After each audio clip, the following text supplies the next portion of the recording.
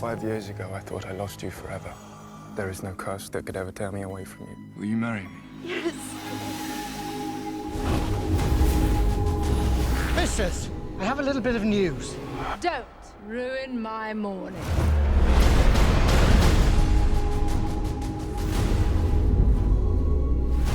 Philip asked me to marry him. Love doesn't always end well, beastie. Trust me, let us prove you wrong.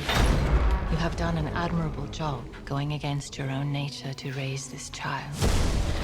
But now I consider Aurora my own. There will be no wedding. What have you done? We go home now. Aurora! Maleficent is a threat to everyone. We'll do our best to protect you. Well, well. One can never be too careful.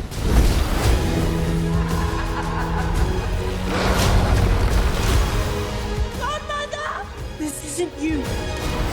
You do not know me.